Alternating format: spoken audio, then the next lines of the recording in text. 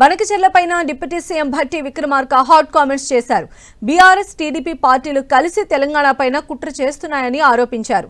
బనకచెర్లపైన AP మంత్రి లోకేష్ వ్యాఖ్యలకు counter ఇచ్చిన భట్టి విక్రమార్క కేటీఆర్తో చీకటి ఒప్పందం కుదుర్చుకున్న తర్వాతనే లోకేష్ ప్రాజెక్టుల గురించి మాట్లాడుతున్నారని విమర్శించారు. అసలు రహస్యంగా కేటీఆర్ లోకేష్తో ఎందుకు సమావేశమయ్యారో చెప్పాలని భట్టి ప్రశ్నించారు. 10 సంవత్సరాలు పాలించినటువంటి టీఆర్ఎస్ ప్రభుత్వం ఒక్క ప్రాజెక్టు కూడా పూర్తి చేయలేదు.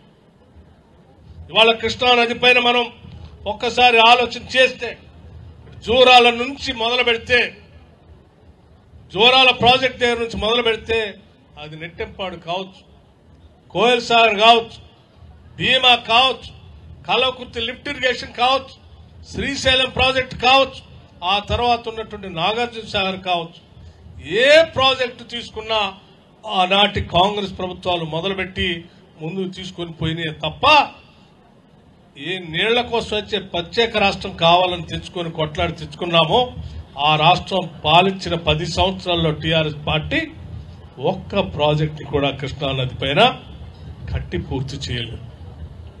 అలా చేసి ఉంటే ఈరోజు కృష్ణానది పైన ఉన్నటువంటి జల వివాదమే ఈరోజు ఈ ఇబ్బంది ఉండేది కాదు.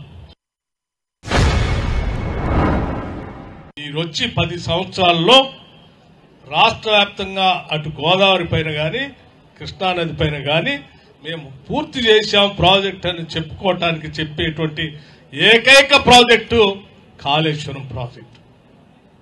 ఏమైందయ్యా Kaleshwaram project? Doctor Babasaheb Ambedkar Pranahita Chevella project ని అక్కడ కట్టమనంటే 152 మీటర్ల ఎత్తులో దాన్ని తీసుకొచ్చి 100 మీటర్ల కింద తీసుకొచ్చి కట్టడమే కాకుండా 38,000 కోట్లతో అయ్యేదాన్ని 1,25,000 కోట్లు పెంచి కడితేవి అది కుంగిపోయా కూలిపోయా. అంటే మీరు ఆ గోదావరిలో కూడా ఏ ప్రాజెక్టు కట్టి నీళ్లను పారించినటువంటి పరిస్థితి లేదు. ఆంధ్రాలో ఉన్నటువంటి ఒక పెద్ద ఆయన మాట్లాడుతా నేను బనకచెర్ల కడతా ఆ ఫ్లడ్ వాటర్ నీళ్ళది వృధాగా సముద్రంలో పోయే నీళ్లే కదా, పోలవరం తర్వాత వృధాగా పోయే నీళ్లే కదా, మేము కట్టుకుంటే మీకెందుకు బాధ అంటున్నాం. అవే వృధాగా పోయే నీళ్లు కాదు. మేము ఇంకా కట్టుకోవాల్సినటువంటి ప్రాజెక్టులు పూర్తి చేయకపోవటం వల్ల కిందకి నీళ్లు వృధాగా పోతా ఉన్నాయి. ఇవాళ నువ్వు ఫ్లడ్ వాటర్ నేను కట్టుకుంటా పోలవరం తర్వాత సముద్రంలోకి పోయే నీళ్లే కదానంటే అట్లా కాదండి.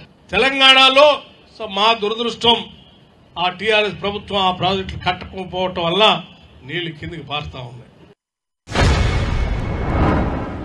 అయ్యా కేటీఆర్ గారు, దొంగతనంగా రాత్రిపూట మీరు పోయి లోకేష్ ఎందుకు కలిశారు?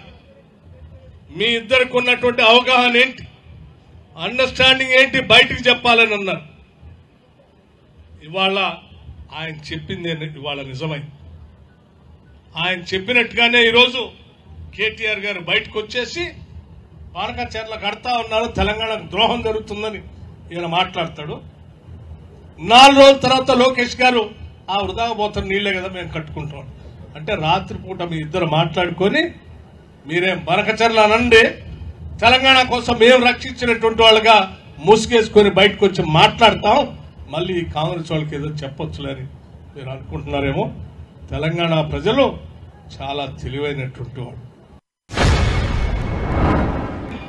ప్రజలకి మేలు జరగొద్దని ప్రజల పైన కుట్ర చేస్తూ ఈరోజు టీఆర్ఎస్ నాయకత్వం కూడబలుక్కొని అటు బీఆర్ఎస్ ఇటు టీఆర్ఎస్ అటు టీడీపీ అందరూ కూడబలుక్కొని తెలంగాణ మీద కుట్ర చేసే కార్యక్రమం చేయబోతా ఉన్నారు. ఈ కుట్రలకి కాంగ్రెస్ ప్రభుత్వం కానీ తెలంగాణ ప్రజలు కానీ మరొక్కసారి మోసపోవటానికి సిద్ధంగా లేరు. మేము తప్పనిసరిగా మా నీళ్లని మేము ఎట్లా తెచ్చుకోవాలో మాకు తెలుసు. మా నీళ్లు మా ప్రాజెక్టులు పూర్తి అయ్యేంత వరకు నీ బనకచెర్ల లేదు, నీ బెనకచెర్ల లేదు.